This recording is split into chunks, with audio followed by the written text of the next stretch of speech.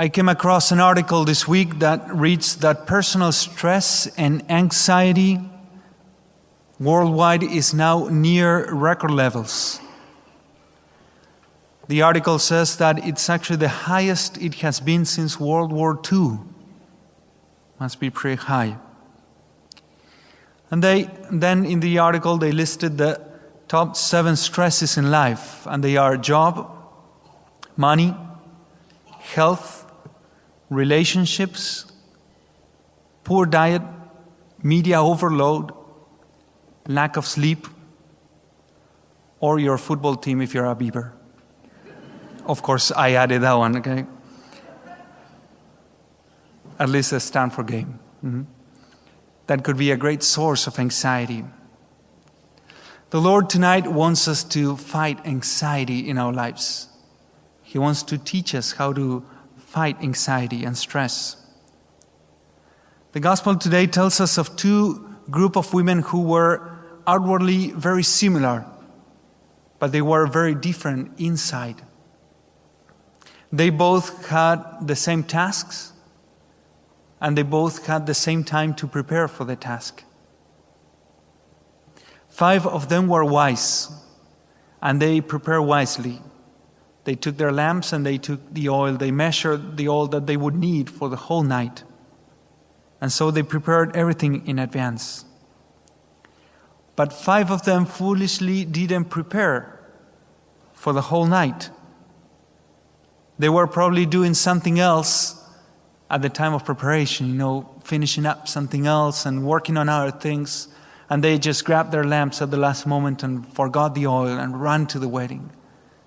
And so they got to that wedding unprepared, without everything that they needed. Externally, they all had the same amount of work. However, when the bridegroom arrived, only the 5 wise virgins were able to prepare their lamps and get ready for the wedding feast. The foolish ones became anxious because they were not prepared for the circumstance. Anxiety doesn't come from how many or how important the things that we have at hand are, but it comes from our inner resources to deal with things. One of the biggest causes of anxiety in our lives is lack of preparation.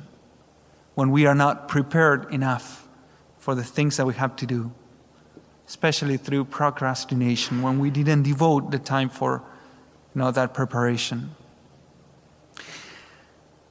The 5 wise women, because of devoting the time to prepare and to measure themselves and the oil that they needed, at the time when the bridegroom came, they were able to burn the oil. They were able to give themselves.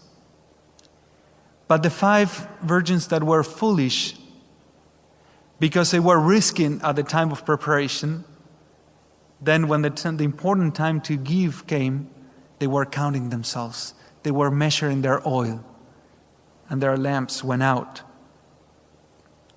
So preparation allows us to give ourselves entirely and completely. When we devote time to prepare for things, that's an act of charity, because it helps us to give ourselves wholly and freely to others when we have to do something. But lack of preparation is lack of charity, because then it doesn't allow us to give ourselves entirely. We are all the time measuring ourselves, how much we give, how much we receive. The wise virgins at the proper time were able to burn the oil out, but the foolish women, instead of burning the oil, they burned themselves out. They felt into anxiety when the bridegroom came. So what are some of the consequences of anxiety in our lives? In the first place, when we act under anxiety, we become demanding. Like these foolish women. They start saying, "Give us some of your oil," and they start demanding from the others, as if they had any right to receive oil from the others. So when we are acting in anxiousness, we become very demanding. we become takers. We become the center of the world. Everything is about me and what I need in this moment because I didn't prepare enough and I am anxious. We become frustrated, as these women became frustrated when they couldn't receive the oil from the other ones. Because things don't go the way we want them to go, when we act under anxiety, we become unable to give ourselves entirely, and we are not able to enjoy the things that we do as we do them, because we are preparing as we go. And in the third place, we become sad. The joy was in the wedding feast, but the doors were locked for the anxious ones.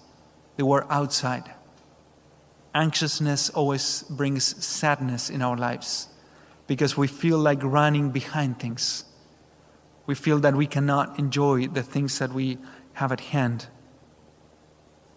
We don't see the results that we want to see. So what's the good news tonight? How is the Lord going to teach us how to fight anxiety? I would like to recommend 3 things tonight that we can do. The first one is to ask for wisdom in our lives. We need time for wisdom. We need time for discernment in our days. A time in silence where we discern the things that we want to do and the things that we don't want to do. Now, how do we find wisdom in our lives? The first reading gives us a hint on how to find wisdom in our lives. It reads, "Wisdom hastens to make herself known in anticipation of their desire. Whoever watches for her at dawn shall not be disappointed, for he shall find her sitting at his gate. And whoever for wisdom keeps vigil shall quickly be free from care." So wisdom is found at dawn and at night, as the first reading says. So if you are not a morning person nor a night person, you are in trouble, because you need to make some time at dawn or at night to find wisdom in your life. Of course, this means in silence. True wisdom is found in silence, in solitude, in your personal conversation with God. That's how you find wisdom on the things that you need to do and the ones that you don't need to do in that day. So my first invitation is to find your 5 minutes of wisdom a day.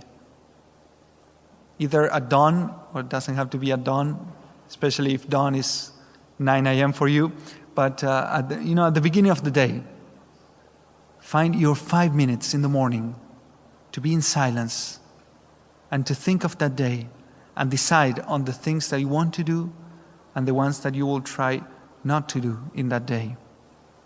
Or at night, after the day finishes and you have some time in quiet to reflect. So the first advice is to ask for wisdom and find wisdom for discernment in our lives. In the second place, to prepare well for things, to prepare with time. Get your oil ready. I invite you to calculate, to measure. The time for preparation allows us to risk at the proper time.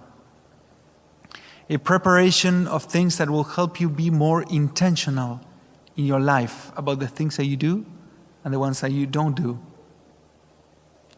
The more important the mission, the more important the preparation it is. Think of Jesus. He prepared for 30 years for his 3 years of public ministry. So he applied the law of 10 to 1. He prepared 10 years for each year of his public ministry. 10 to 1. So I'm not saying here that you need to devote the same time, 10 to 1 to each thing that you need to prepare. But you can see how important preparation is. How important it was in the life of Jesus. And he was the Son of God. So when he came to this earth, he prepared for the things that he had to do. And he did them well. So my second invitation is to have this week a small piece of white paper and just put a cross, a sign of the cross at the top of the paper. And then in that paper, maybe in that time of wisdom a day, to write down the tasks that you want to do that week, for the whole week. The things that you have to do that are important, that you want to be intentional about. So that mentally and interiorly and in your heart, you already start preparing for them. By seeing them in paper, you already start preparing for them. And of course then devoting the time to prepare for those things concretely. And in the third place, I invite you to invest on things. Not just to do things, but to invest. To take things that you do as an investment. To invest your heart in the things that you have discerned, that you have prepared for. Now invest your whole heart in what you do. If you have discerned something, if you have prepared for it, don't save yourself for later. Give it all in that moment to that activity. Burn your oil in that moment. So today's invitation is to fight anxiety in our lives.